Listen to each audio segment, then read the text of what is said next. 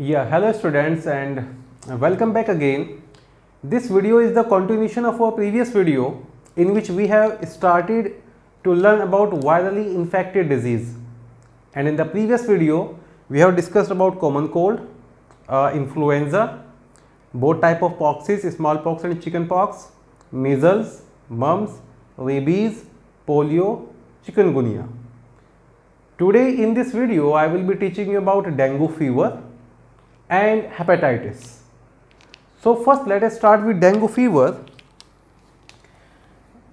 Dengue fever.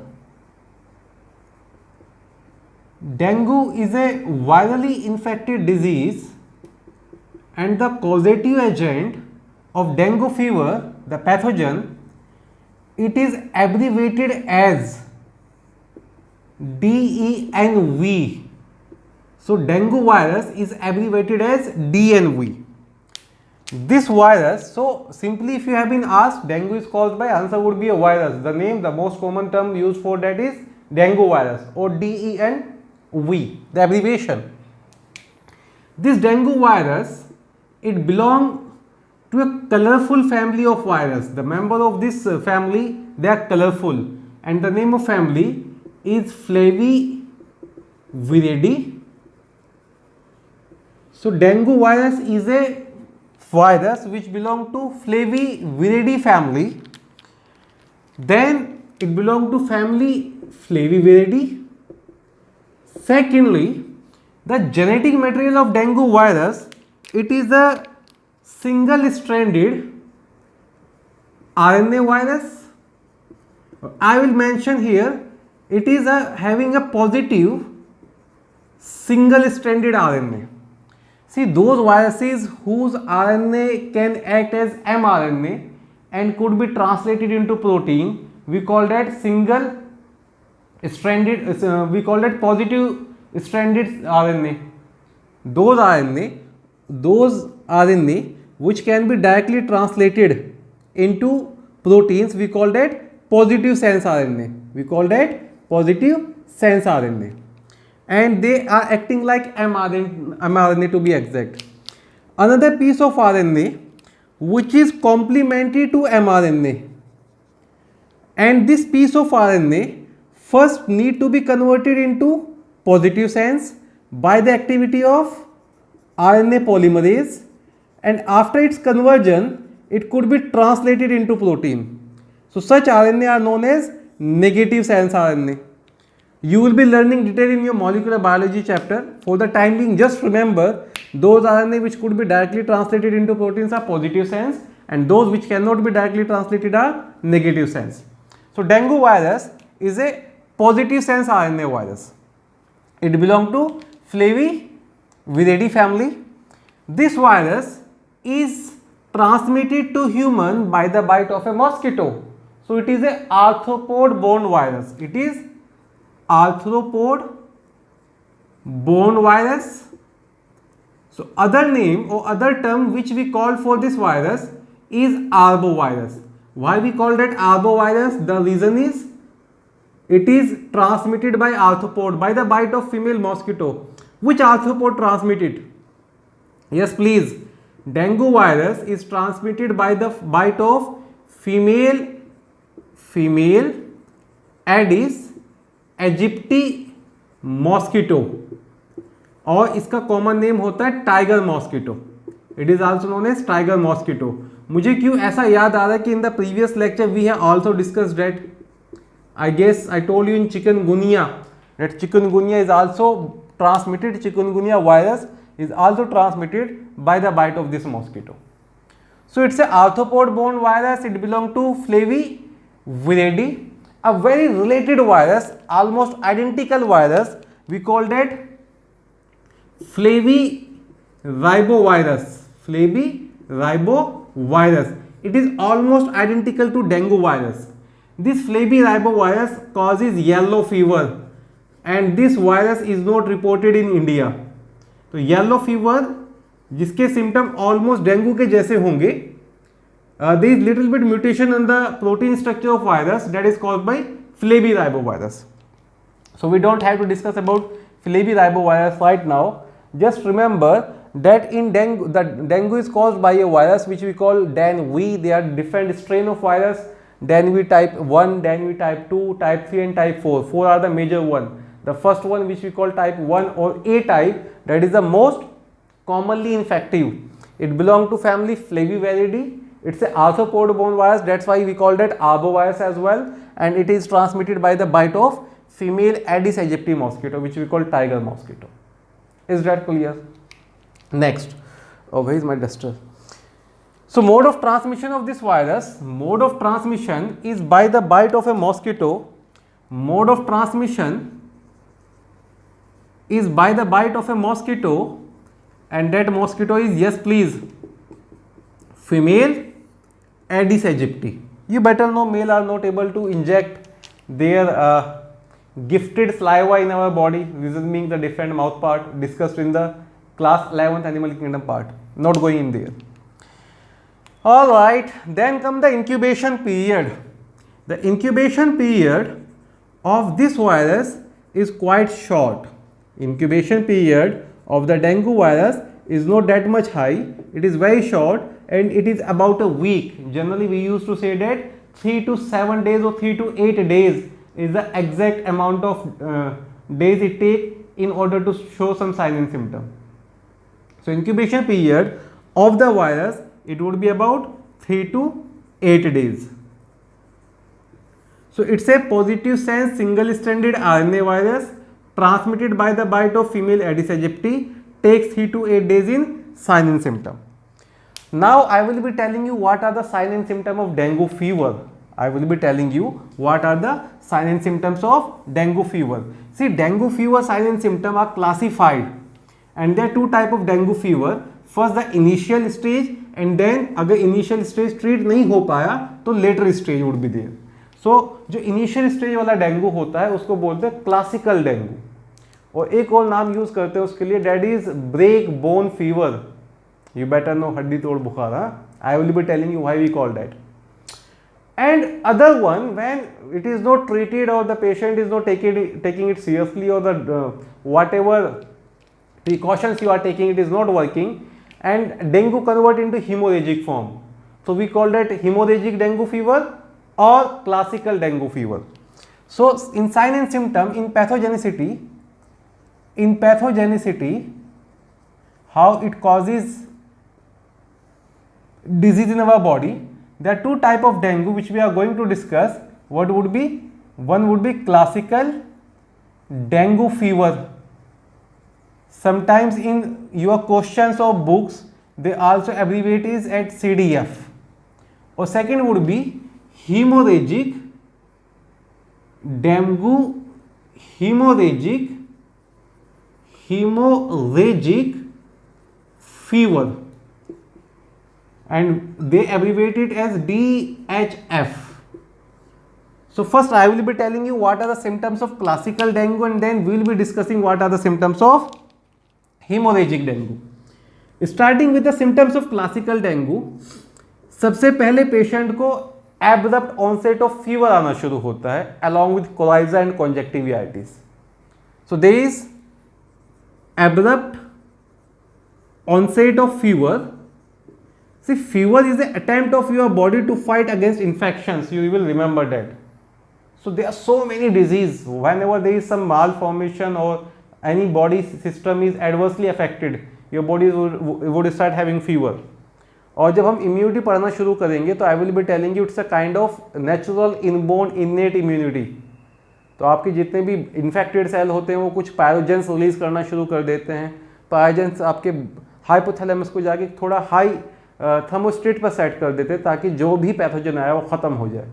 So when you are getting fever, it's like your body are fighting for you, and we will be discussing that in detail in the topic immunity. तो first there is abrupt onset of fever along with coryza. Coryza is the other name of common cold. Remember that running nose is there, and there is inflammation of conjunctiva as well, conjunctivitis. These symptoms are preceded by severe frontal headache, severe frontal headache, even देखो इस headache के लिए word use करते हैं splitting headache, कहते हैं मेरा sir फटा जा रहा है। तो जो सीवियर फ्रंटल हेडेक होगा जब भी आप इवन मूवमेंट कर रहे हैं, if you are moving your head like this, even it feel so much pain. और हेडेक का one of the major cause होता है imbalance in the cerebrospinal fluid. तो will be learning that there is severe frontal headache and we call that splitting headache, and splitting headache it worsen with the movement, it increases with the movement of head, increases with head movement, right? Even this headache is followed by painful movement of the eyes, and even the movement of eyeball become very painful, it become very worsen. So when I am moving my eyeball like this, I am trying to focus on different things, it makes me to feel some pain. Even painful eye movement, painful eye movements, और generally जो painful eye movement का reason भी होता है वो literally accumulation of fluid होता है। अभी पढ़ेंगे एक्यूमुलेशन ऑफ फ्लूइड कहाँ से होता है, राइट? तो starting from fever would be there, patient would be having a running nose, inflammation is eyes, there is movement in the eye ball, जब भी आई बॉल वगैरह मूव करते हैं तो पेनफुल आई मूवमेंट होता है, जो आई बॉल के मूवमेंट है वो वॉश हो जाते हैं, देन फ्रंटल हेडेक मूवमेंट रहेगा, राइट? नेक्स्ट, क्यों इसको ब्रेक, इस कंडीशन को ही बोलते हैं break bone fever, break bone fever. And why we call that break bone fever? Because there is a very severe pain in the joints, a severe pain in the bones, a severe pain in the muscles. तो severe pain in joints, muscles and bones. And I must highlight this statement, because of this symptom the disease is known as, because of this symptom the disease is known as break bone fever. Then what else would be there? The next symptom which a patient could follow, patient might be having certain nausea, patient might be having slight or abdominal fever in the starting, abdominal fever. तो initial जो symptom होते हैं they are characterized by fever, coryza, conjunctivitis, headache, eye ball के movement wash हो जाते हैं, painful eye movement हो जाएंगे, जॉइंट्स, मसल एंड बोन्स में पेन होना शुरू हो जाएगा, nausea, feeling of that feeling before vomiting, and abdominal pain. I am writing abdominal fever here, abdominal pain. ये हो गए बेटे initial sign and symptom, right? अब अगर ये सिम्टम और अच्छा, जनरली ये जो सिम्टम है मोस्ट ऑफ द केसेस में सिम्टम 3 से 6 दिन में ठीक भी हो जाते हैं। क्या आपको डेंगू हुआ, आपने ये सब चीज़ें फील करना शुरू किया, अभी प्लेटलेट्स वगैरह का जिक्र हमने नहीं किया है, अब मैं आपको बता दूं, तो आपको ये सिम्टम आएंगे और आप कुछ एंटीबायोटिक्स पर हैं, कुछ पेन किलर्स पर हैं, या कुछ ऐसी चीज़ों पर हैं जो आपका फ्लूइड रिटेन कर रहा है, तो सिम्टम गोज होंगे। मेनली जो पेन किलर्स है वो मेजर होता है इसमें, इनिशियल जो आपके मेडिकेशन होता है। If they are not treated, if they are not treated, फिर क्या क्या होगा, let me tell you. See, haemorrhagic virus condition शुरू करने से पहले, this is dengue virus here, और जब ये आपके ब्लड वेसल में जाता है, इनिशियली ये बिलीव किया जाता था ये जाके इंटरेक्ट करता है मोनोसाइट से, और ये जाके इंटरेक्ट करता है प्लेटलेट से, और ये जाके इंटरेक्ट करता है कुछ एंटीजन प्रेजेंटिंग सेल होती है डेंड्रिटिक सेल। तो these are the guest which are welcoming dengue virus. Later on monocyte इतनी ग्रेटली अफेक्टेड नहीं होती है, it mainly affect 2 cell, one is this platelet and second is this dendritic cell. In the lecture we will be discussing about platelet here because dendritic cell antigen presenting cell है। तो मैं एक तरह से कहूँगा जब आपको डेंगू होता है तो आपका इम्यून सिस्टम भी थोड़ा कमज़ोर हो जाता है। कैसे कमज़ोर होगा, शायद एंटीजन प्रेजेंटिंग सेल पढ़ने के बाद आप समझ पाएंगे, अभी हम प्लेटलेट पर फोकस करते हैं। तो मेनली हो क्या रहा है ये वायरस अगर ज़्यादा देर तक हमारे बॉडी के अंदर है, our body is not able to control the replication of virus. Generally होता क्या है, बॉडी ना, they are certain interleukins, certain interferons and other molecule which our body start making, and those body are trying to control the replication or progression of the disease. in case अगर नहीं हो रहा है तो क्या करेगा, this virus do two things. एक तो प्लेटिलेट को नहीं डैमेज करना शुरू कर देता है, इट डैमेजेस प्लेटिलेट। सही, कैसे डैमेज करता है प्लेटिलेट को, क्या तो प्लेटिलेट के अंदर प्रोग्राम सेल डेथ इंड्यूस कर देगा, दैट इज एपोप्टोसिस।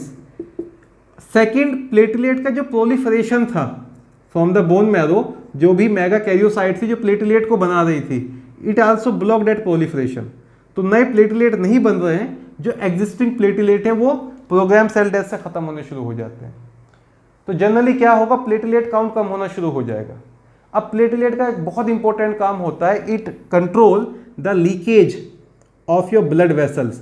आप पढ़ते हैं ना, platelet are involve in blood clotting, तो जहाँ भी कहीं ब्लड वेसल्स में लीकेज होगा वहाँ जाके प्लेटलेट स्टिक कर जाती थी। क्लास 11 सर्कुलेशन में I told you what are the things which keep your blood in liquid form, the role of nitric oxide and all the factor, and there I also told you the function of platelet, that platelet they act like a glue, and whenever there is some gap generated or some injury in the squamous epithelial cell of capillaries to be very exact, platelet goes and stick there. तो mainly platelet का काम था repair करना, जितनी भी injuries वगैरह थी, जो भी वो थोड़ा बहुत परफोरेशन हो रहा था उसको रिपेयर करना। अब वो रिपेयर नहीं हो पाएगा प्लेटलेट कम होने की वजह से, तो blood would start coming outside. अब ये ब्लड कहाँ चला गया, जो भी आप देखो ब्लड में क्या बाहर आ रहा होगा, मेनली तो प्लाज्मा बाहर आ रहा होगा। This plasma which is coming outside, ये आपका क्या बनना शुरू हो जाएगा, टिश्यू फ्लूइड। तो I will be telling you, ये जो टिश्यू फ्लूइड है ये आपके एब्डोमेन और चेस्ट रीजन में जाके इकट्ठा होना शुरू हो जाता है। पेशेंट को जो वो सीवियर एब्डोमिनल पेन होने वाला है इन दिस कंडीशन, वो due to accumulation of lot of fluid भी रहेगा। चेस्ट पेन जो होने वाला है, ब्रीदिंग में जो प्रॉब्लम होने वाली है, due to accumulation of lot of fluid होगा। और अभी हम हीमोरेजिक कर रहे हैं तो इसके अंदर ना खूब सारा ब्लड लॉस हो जाता है from the blood vessel, from the circulatory system a lot of blood is lost, internal bleeding होनी शुरू हो जाएगी। सो इवेंचुअली जो भी हमारे इंटरनल ऑर्गन्स हैं उनके पास ब्लड सप्लाई भी कम हो जाएगी। एक कंडीशन होता है डेंगू हीमोरेजिक शॉक। तो डेंगू हीमोरेजिक शॉक वो होता है जब ऑर्गन्स के पास ब्लड सप्लाई कम होने जानी शुरू हो जाती है। I told you about shock if you don't remember, whenever the blood supply to brain is reduced you go fainted, and that condition is known as shock. Anyways, let us start with hemorrhagic fever. अब hemorrhagic fever में bleeding होनी शुरू हो जाती है, ठीक है। hemorrhagic fever is characterized by bleeding from gums, bleeding from teeth, bleeding from nose। ये बहुत ही कॉमन है। क्यों? क्योंकि आपका इंटरनल ब्लीडिंग हुआ था, ये वेसल्स वगैरह रप्चर करनी शुरू हो गई है और यहाँ पे जो भी कैपिलरीज से उससे ब्लड आना शुरू हो जाता है। Your nose start bleeding, there certain bleeding from gums and the teeth nearby area, ठीक है बेटा। Second, this internal bleeding which we call haemorrhage reduces the supply of blood to vital organs, which is one of the most vital organ. Answer is brain. इसके लिए word use करते हैं dengue haemorrhagic shock.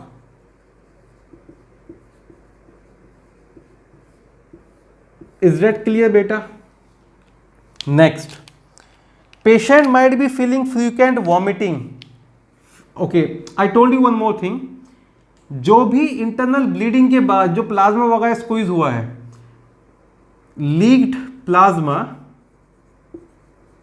It get stuck in abdomen और chest, और यहां पर plasma stuck करने की वजह से they severe abdominal pain and severe chest pain. Even there is difficulty in breathing. Even there is difficulty in breathing. All right. Then I was telling you, patient might be having vomiting, और generally vomiting होना शुरू हो जाता है. Vomiting could be with or without blood. Right. अब इस case में skin के ऊपर भी फर्क पड़ना शुरू हो जाता है. जनरली जो आपकी स्किन वगैरह है वो ना बहुत ही क्लैमी हो जाती है. स्किन बहुत अच्छा. पल्स पे क्या फ़र्क पड़ेगा अगर आपसे पूछा जाए, पल्स पे क्या फ़र्क पड़ेगा? पल्स रैपिड हो जाएगी, डेट इज़ ओके. जो प्रेशर है वो ज़्यादा हो जाएगा, कम हो जाएगा? वो कम हो जाएगा. ब्लड तो लीकेज हो रहा है ना, तो generally rapid pulse is also reported. और रैपिड पल्स होने से rapid weak pulse, I must mention rapid weak pulse is there. ये एक साइन होता है कि भाई अब हिमोरेजिक होना शुरू हो गया है. ठीक है, तो ये हम ना क्लासिकल में मेंशन कर देते हैं. Next, so vomiting could be there, it could be with blood और it could be without blood. I was telling you about skin. Skin become pale yellow in colour, it is quite cold and it is clammy. Clammy skin word use करते हैं जब आपका skin ना थोड़ा sweaty हो जाता है. तो ड्राई स्किन ना होकर skin is quite clammy in case of dengue fever. Then what about thirst? Thirst बढ़नी चाहिए, कम होनी चाहिए? Osmolarity of blood is increasing और decreasing. As far as logic says, blood is losing a lot of plasma. Plasma is 90% of water. तो blood is losing water to be very exact. और losing water की वजह से जो osmolality वो hypertonic होनी चाहिए, और hypertonic होने की वजह से there would be excessive thirst.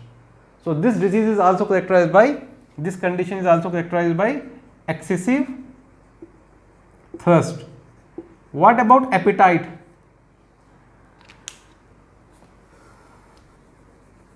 Due to this excessive thirst, patient is having a dry mouth.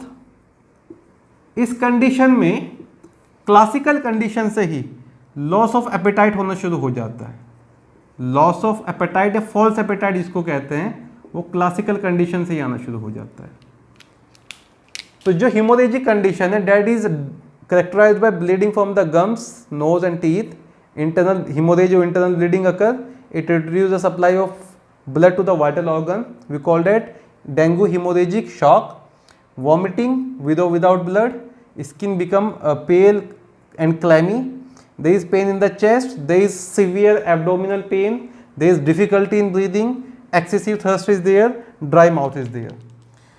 Last में patient would be very comfortable or it would be comfortless. We call that restlessness. अच्छा, dengue का ना एक वो severe symptom होता है, हम उसको वर्ड यूज़ करते हैं कांस्टेंट क्राई. तो पेशेंट का ना ऑल द टाइम एक मूड रहता है कि भाई there is nothing good in my body, और एक वो फीलिंग ऑफ क्राई आना शुरू हो जाता है. तो haemorrhagic dengue is also characterized by constant cry. तो restlessness and constant cry is there. Is that clear? Please say yes और नो. नेक्स्ट, फिर व्हाट, ओके, तो ये तो होगा सारे sign and symptom of dengue fever. Dengue fever could be classical, dengue fever could be haemorrhagic. Sir how we can treat dengue? तो पहले तो देखो, प्रिकॉशन ऑफ डेंगू में वही सब चीज़ें होती हैं जो आप प्रिकॉशन फ्रॉम द मॉस्किटोज लेते हैं, कि भाई डेंगू से बचने के लिए आपको अपने आसपास के एरियाज़ में पानी इकट्ठा नहीं होने देना चाहिए. आपके पास ऐसे खूब सारे लावासाइडल फिशेज है जिनको आप यूज़ कर सकते हैं. उन्हें मैंने मलेरिया में ऐड किए हुए हैं, इसलिए मैं यहाँ पे डिस्कस नहीं कर रहा हूँ कि आप मिनोज, ट्रॉट्स और गम्बूशिया जो बहुत ही कॉमन है वो अपने आसपास ये कर लें. आप कुछ यूट्रिकुलेरिया प्लांट जो इंसेक्टिवोरस होते हैं, लावा के ऊपर फीड कर जाते हैं, लावा को डाई कर देते हैं. लावा के ऊपर फीड तो नहीं करते, पर लावा उनके ऊपर फीड करके डाई कर जाते हैं. देन आप जो है ऑयल्स वगैरह स्प्रिंग कर सकते हैं. ऑयल से भी लावा एस्पाइजेशन से मर जाता है इसका मॉस्किटो का. DDT स्प्रे कर सकते हैं. सारे प्रिवेंशंस हैं. अब किसी को डेंगू हो गया है, तो देखो डेंगू के जो हिमोरेजिक फीवर है वो जनरली आना शुरू होते हैं जब आपका प्लेटिलेट का काउंट 70,000 पर mm³ से कम हो गया है. जब platelet count become less than 70,000 पर mm³. अगर मैं आपसे नॉर्मली mm³ में प्लेटलेट काउंट पूछूँ तो that is about 1.5 lakh to 3.5 lakh. तो जो लीस्ट वैल्यू है उसका भी हाफ जब होना शुरू हो जाता है हीमोरेजिक कंडीशन होनी शुरू हो जाती है। अब आप ट्रीटमेंट में जनरली पेन किलर के साथ साथ ऐसी चीज़ें पेशेंट को देते हैं जो उनके प्लेटलेट काउंट को बढ़ा दे। ऐसी चीज़ें जो प्लेटलेट प्रोलिफरेशन को बढ़ा दे, प्लेटलेट काउंट को बढ़ा दे, वो आप डेंगू में देते हैं। आजकल तो प्लेटलेट ट्रांसफ्यूजन भी शुरू हो गया है, पर नॉर्मली इसलिए नहीं करते क्योंकि एमएससी कॉम्पेटिबिलिटी वहाँ पर आ जाता है कि platelet is having MSC1 molecule है, वो इनकम्पेटेबल है। MSC अभी डिस्कस ना करें, वो भी इम्यूनोलॉजी वाला पार्ट है। तो खैर अभी आप याद रखें, इसके ट्रीटमेंट में पेन किलर के साथ साथ ऐसे ड्रग्स देते हैं, ऐसे न्यूट्रिएंट देते हैं, चाहे वो मल्टी वाइटामिन्स हो, चाहे वो आपका गिलोय हो, एलोवेरा हो, then pomegranate is there, even जो आपका पपाया का जो भी वो लीव वगैरह होता है, वो जो भी चीज़ें दे रहे हैं मैं अभी लिख दूंगा, they are use to increase the platelet count. आप याद रखेंगे कि इस कंडीशन में कभी भी पेन किलर की तरह एस्प्रिन और डिस्प्रिन यूज नहीं करते हैं। क्यों नहीं करते हैं? दोनों ही एस्प्रिन और Disprin anti platelet effect show करती है, तो प्लेटलेट काउंट और कम होना शुरू हो जाता है अगर एस्प्रिन और डिस्प्रिन दे रहे हैं। You better know what is anti platelet effect, और वो एंटी थ्रोम्बोसाइटिक होती है। थ्रोम्बोसाइट्स किसके लिए वर्ड यूज करते हैं? प्लेटलेट के लिए। सो प्लेटलेट के प्रोलिफरेशन को बढ़ाने के अलावा वो प्लेटलेट का ब्रेकडाउन करना शुरू कर देंगी। Is that clear? तो ट्रीटमेंट में let me mention Disprin and aspirin are never prescribed.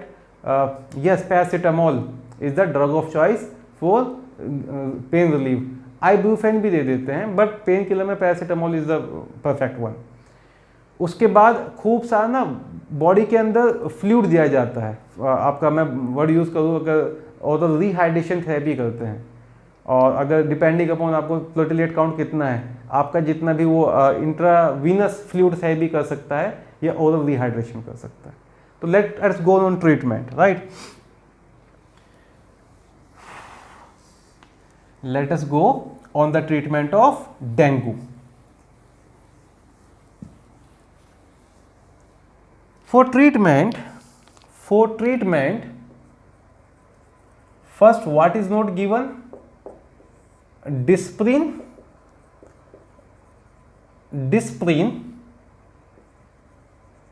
and aspirin are not recommended. And why it is so? Not recommended. Why it is so? Due to their they show anti-thrombocytic activity, right? For painkiller, paracetamol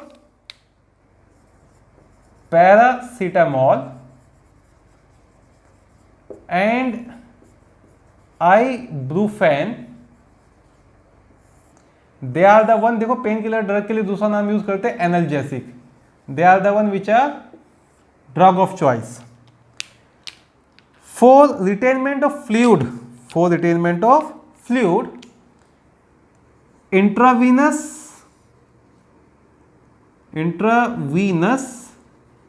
fluids, इसको ना IVF लिख देते हैं यहाँ पर इस IVF का मतलब वो बिल्कुल नहीं है जो इन विट्रो फर्टिलाइजेशन आपके दिमाग में चल रहा है। कहते हैं ना उसको ग्लूकोज का बोतल लगाया, उसको NaCl का बोतल लगाया, वो इंट्रावीनस फ्लूइड है एक तरह से। And oral rehydration therapy is given. उसके बाद ऐसी चीजें दी जाती हैं जो आपका प्लेटलेट काउंट को बढ़ा दे। कौन कौन सा? First one is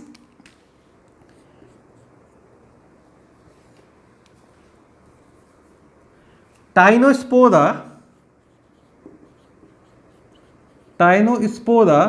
4D, tinospora cordifolia, that is a scientific name of a plant. इसका ना एक वर्ड और यूज करते हैं, इसको बोलते हैं हार्ट शेप्ड मून सीड। ये आपने नहीं सुना होगा। इसका एक नाम और होता है गिलॉय। गिलॉय तो आप जानते होंगे। तो गिलॉय दिया जाता है in order to increase the platelet count. Aloe vera दिया जाता है, एलोवेरा इज गुड। जो पपाया का जो छिलका है that is good. Pomegranate that is good. Vitamin B12 efficient. Vitamin B9 good. Biotin vitamin B7। तो multi vitamin tablet are also given. ठीक है बेटा। येलो फीवर में देखो जो सिम्टम्स है वो येलो फीवर में भी आते हैं, आपको पेन, ब्लीडिंग वगैरह।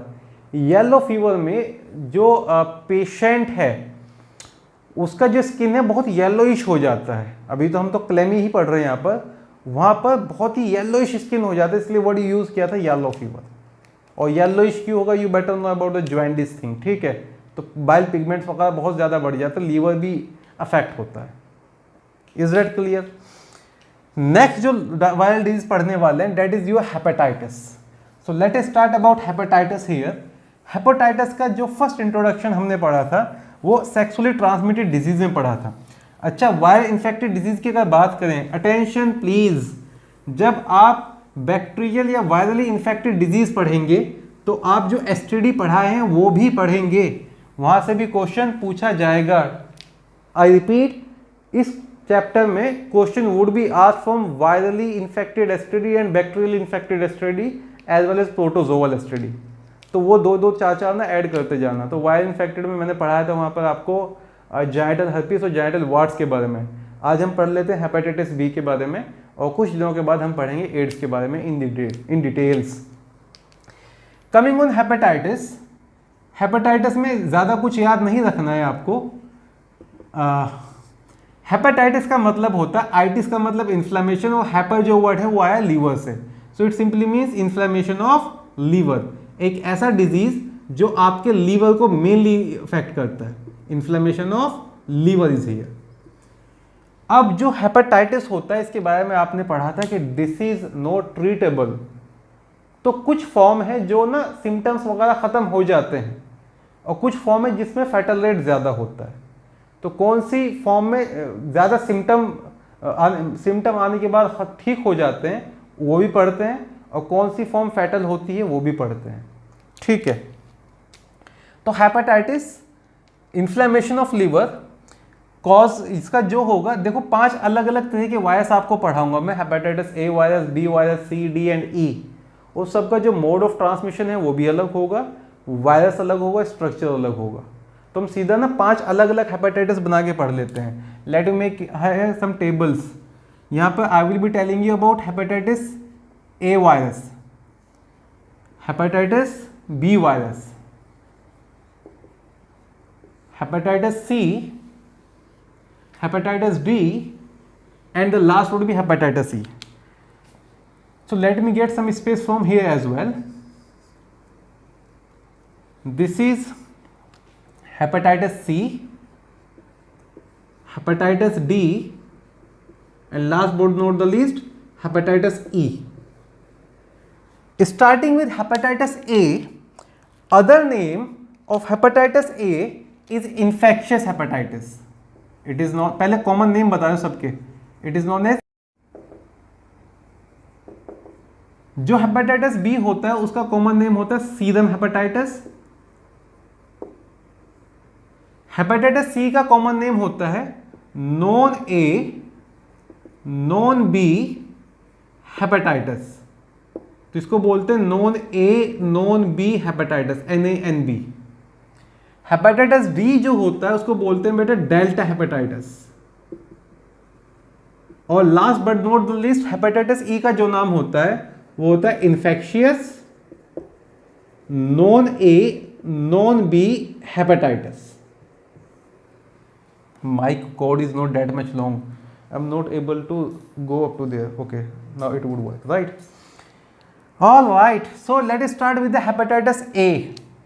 Hepatitis A का जो ट्रांसमिशन होता है, transmission is okay now. Transmission of hepatitis A is via fecal-oral route. Transmission of hepatitis A is via fecal-oral oral route or by food contamination, or by food contamination. Even जो contaminated articles होते हैं वो भी transmit कर सकते हैं. It's highly infectious, that's why the name infectious disease. Droplet method से तो नहीं, पर कोई भी यूज आर्टिकल है जिसके ऊपर वायरस है, या फिर कंटामिनेटेड फूड है, या फिर फीकल मैटर है. तो फीकल ओरल रूट से हो गया. For example, you are in the exposure of something which has been contaminated by some virus, by contaminated by some faeces having that virus. तो पहला हेपेटाइटिस ए का mode of transmission easy to remember.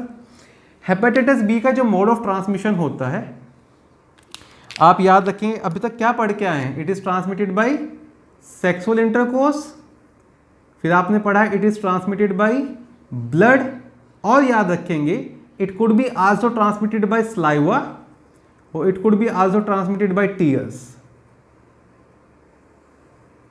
Is that clear? Hepatitis C is also very dangerous, and that is transmitted by sexual route of blood transfusion.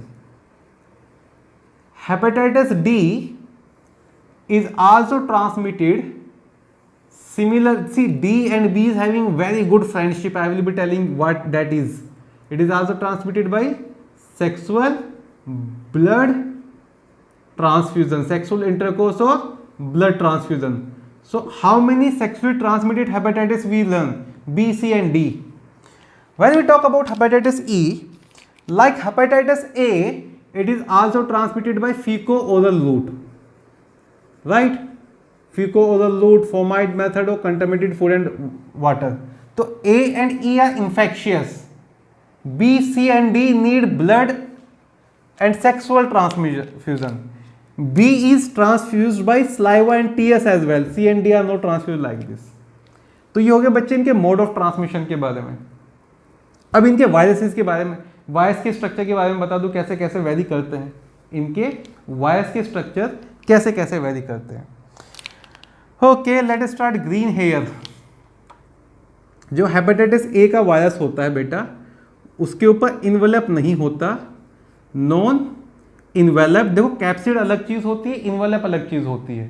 तो capsid के ऊपर जो वो host membrane का lipid covering है, whatsoever जो भी वो कवरिंग है, वो इन्वेलप है. So it is non enveloped, non enveloped single stranded RNA virus. ठीक है बेटा, this is the only one hepatitis which is not enveloped. ये भी याद रख लेंगे, इसका तो याद रखना ही रखना है. हेपेटाइटिस बी का जो वायरस होता है वो 42 nanometre in size, double stranded DNA genetic material,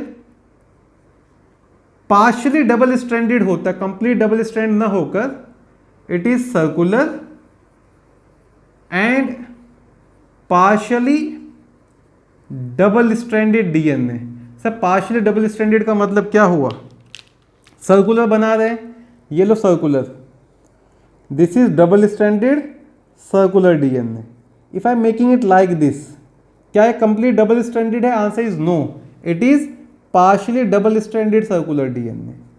it is partially double stranded circular DNA which is having a size of 42 nanometer and it is enveloped. It is enveloped. मैं यहीं पे लिख देता हूं, इट इज इन्वेलप्ड. तो hepatitis B का जो virus होगा इन्वेलप्ड होता है, पार्शियली डबल स्ट्रैंडेड होता है, 42 नैनोमीटर इन लेंथ होता है, और इसके अंदर एक स्पेशल एंजाइम भी होता है जो पॉलीमरेज है, और डीएनए डिपेंडेंट डीएनए पॉलीमरेज है. It also have a DNA dependent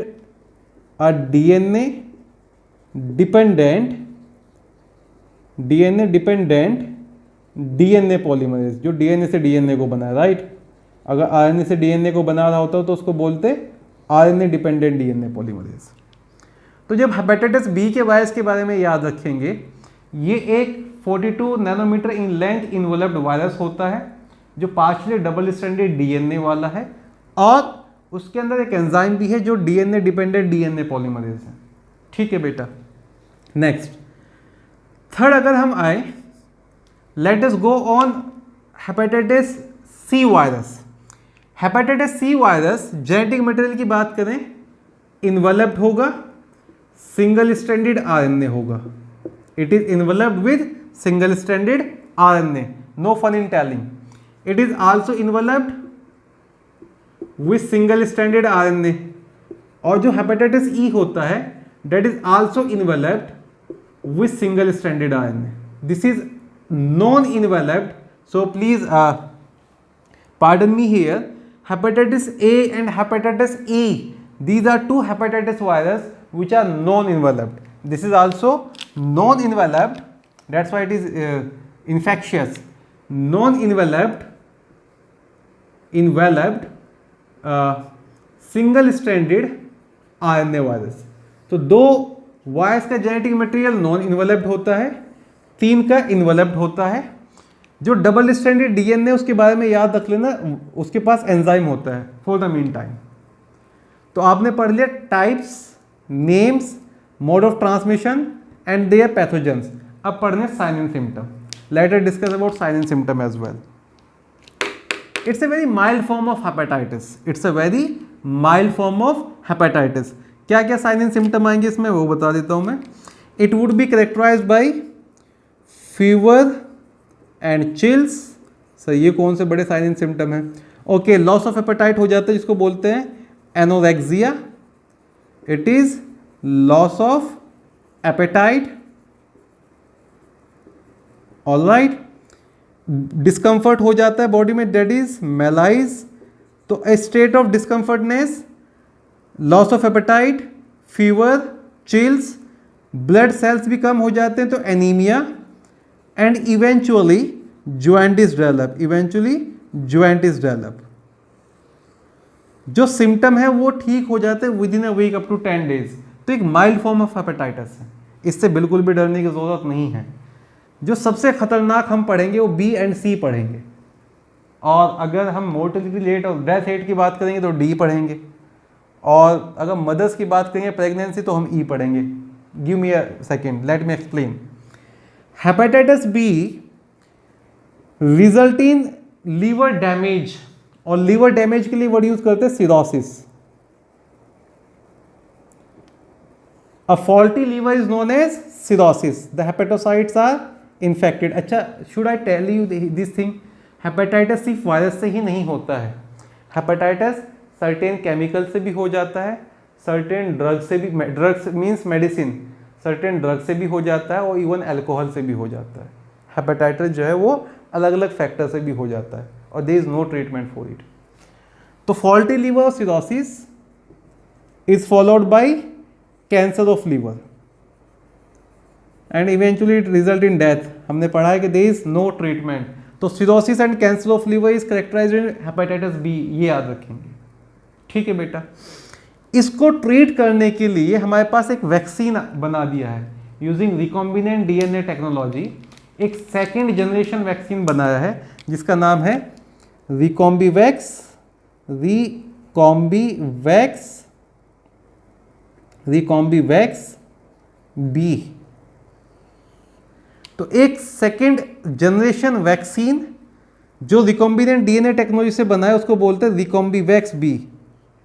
और जो सेकेंड जनरेशन वैक्सीन होते हैं, ये भी आप वैक्सीनेशन में पढ़ेंगे आगे, उनमें जेनेटिक प्रोटीन्स दिए जाते हैं। तो कंट्रोल ऑफ डिजीज आ गया है अभी, हेपेटाइटिस के टीके वगैरह आप खूब समझते हैं। It's a second generation recombinant DNA technology vaccine. तो हेपेटाइटिस बी में इन्फ्लेमेशन ऑफ लिवर के बाद लिवर डैमेज और कैंसर ऑफ लिवर हो जाता है। इतनी चीज समझ में आती है बेटा। Hepatitis C also result in cirrhosis, it also result in cirrhosis and liver cancer, so highly dangerous is hepatitis B and hepatitis C। अब आते हैं हेपेटाइटिस बी के बारे में। हेपेटाइटिस बी का जो वायरस होता है इट्स अ डिफेक्टेड वायरस। इन दोनों में क्या फर्क है, it's a defected virus. Hepatitis B के इन्फेक्शन के लिए आपको एक को इन्फेक्शन चाहिए हेपेटाइटिस बी वाला। तो अगर आप एकदम हेल्दी, आपको कोई इन्फेक्शन नहीं हो, हेपेटाइटिस डी इन्फेक्शन हो गया तो शायद आपको हेपेटाइटिस डेवलप ना हो पाए। पर अगर आपको हेपेटाइटिस बी का इन्फेक्शन था और हेपेटाइटिस डी हो गया तो आपका जो फैटेलिटी रेट है, जो डेथ रेट है, वो तेज हो जाता है, आदमी की डेथ जल्दी हो जाती है। तो it requires a co infection of hepatitis B. तो for hepatitis B which is a defected virus, which is a defective virus, hepatitis B act as a helper virus. इसके अंदर हाई फैटेलिटी रेट होता है, इसके अंदर high fatality rate होगा। ठीक है बेटा। लास्ट अगर बात करें is hepatitis E. Hepatitis E भी फीको ओरल रूट से होता है, नॉन इन्वेलप्ड है, सिंगल स्ट्रैंडेड आरएनए है। इसका केस मेनली ऑब्जर्व किया जाता है इन case of pregnancy. In case of pregnancy अगर हेपेटाइटिस ई इन्फेक्शन हो जाए तो मैटरनल मोर्टेलिटी रेट बढ़ जाता है, मैटरनल मोर्टेलिटी रेट बढ़ जाता है। तो प्रेगनेंसी में इसका हाई मैटरनल मोर्टेलिटी रेट है। नॉर्मली नॉन प्रेग्नेंट में ज्यादा सिरोसिस या लीवर कैंसर नहीं कॉज करता है, तो it possibly do not cause cirrhosis और लीवर कैंसर।